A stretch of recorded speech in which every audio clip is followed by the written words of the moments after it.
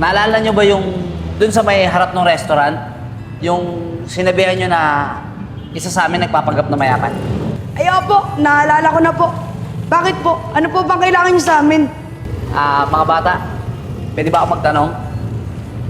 Pwede nyo bang sabihin sa akin kung sino sa amin yung nagpapanggap na mayaman? Vince, sabihin na natin para makabawi na tayo. Chong, huwag na. Baka mamaya mas-set up pa tayo ng mga yan eh. Yung magkakaibigan yan. Sa bagay, tama ka nga. Kuya, pasensya na po ah. Ayaw po kasi namin madamay eh. Sabi niya sa akin, hindi na daw muna siya sasama sa atin. Kasi, ang suspecha niya, isa sa atin ang kumuha ng cellphone niya. Sep, ngayon pa lang sinasabihan na kita. Hindi ko kayang gawin kay Enad yun. Tsaka kaibigan natin si Enad eh. Tsaka sa ating apat, ikaw lang naman ang nakulong dahil sa pagnanakaw ng cellphone. Kaya nakakasigurado ako na ikaw ang kumuha ng cellphone ni Enad. Kaya Nico, balik mo na sa kanya yun. Presko, bago na naman tong dala mong motor ah. Siyempre Kevin, mahilig ako sa motor eh. Kaya marami akong motor sa bahay. Siya nga pala, Isko. Ano sabi ni Joseph? Sigurado ba na makakapunta dito yon? Baka mamaya nagtampo yung kagaya ni Nico.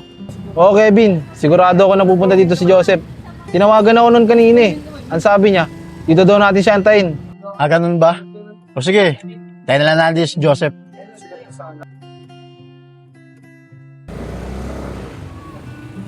Uy, Kevin, Isko! Kanina pa ba kayo dyan? Pasensya na. May dinaanan pa kasi ako kaya ako natagalan. Okay lang yun, Sep. Sep, baka naman pagpunta natin dun, hindi tayo labasin ni Enad. Oo nga, Sep. Tsaka baka mamaya mapahiya lang tayo. Pero teka, alam niyo ba kung saan nakatira si Enad? Oo, alam ko bahay ni Enad. Nakapunta na ako dun dati. Tsaka huwag kayong mag-alala. Lalabasin tayo nun ni Enad. Hindi naman ganun ugali nun eh, katulad na iniisip nyo. E di puntahan natin si Enad para sabihin sa kanya na si Nico talaga yung pinaghihinalaan natin. Ano, tara na, puntahan natin. Tara.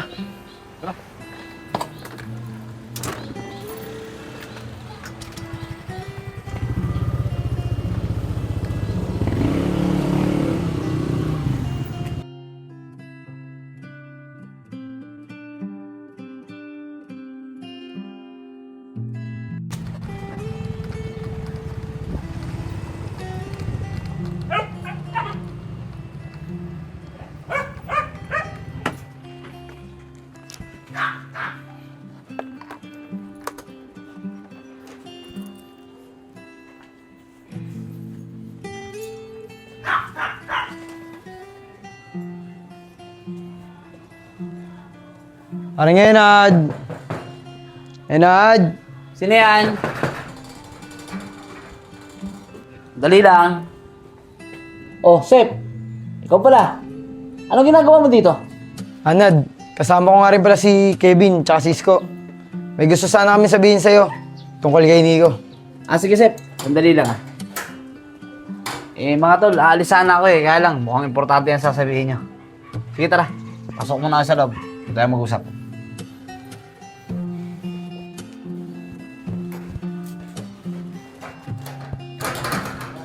Tara mga pre, dito tayo.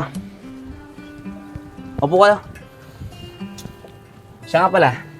Ano ba yung sinasabi nyo sa akin kanina? Na pag-uusapan natin tungkol kay Nico. Pre, si Nico kasi yung pinaghihinalaan namin na kumuha ng cellphone mo. Ano? Si Nico? Paano nyo naman nasabi na si Nico yung kumuha ng cellphone ko? Bakit? May pruweba ba kayo?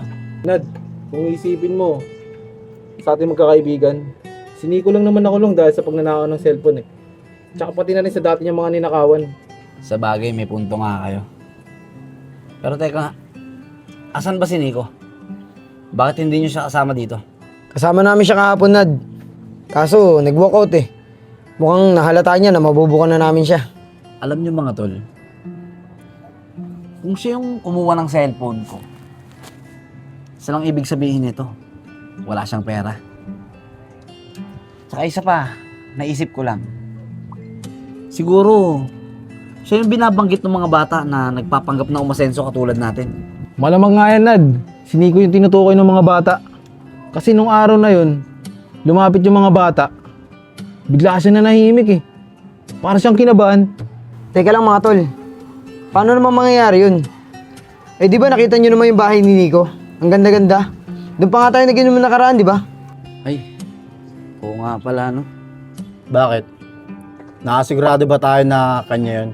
Baka mamaya, pinapabantayan lang sa kanya yun. At niloloko niya tayo para mapaniwala. Nasensado na siya.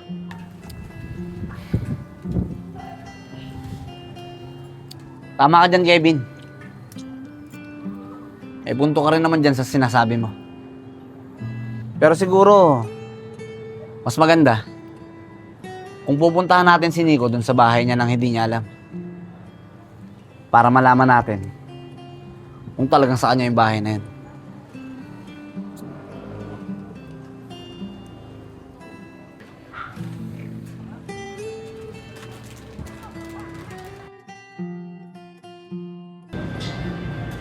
Wala nang tumatawag.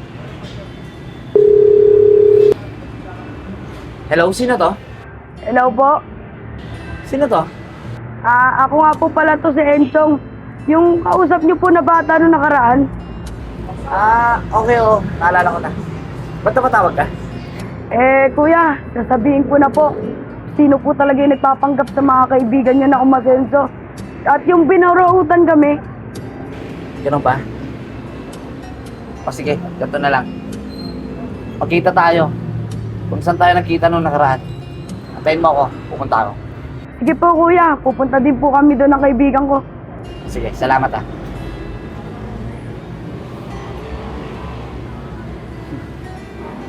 Ayun, malalaman ko ng totoo.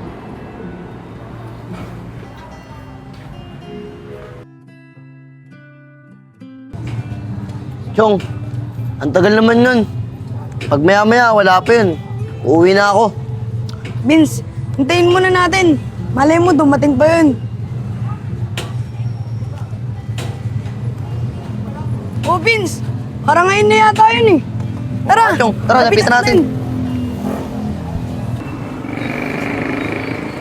Kuya, Mga bata, hindi na pa ba kayo? opo kuya, kanina pa po kami dito. Pasensya na kung ngayon na lang ako nakarating ha. Sige. Mga bata, pwede ba kayong sumama sa akin para ituro sa mga kaibigan ko kung sino yung nagpapanggap? Ay kuya, di na po kami sasama dun. Baka mamaya po, kami po pag-initan dun eh. Siya nga pala, may picture po ba kayo ng kaibigan nyo?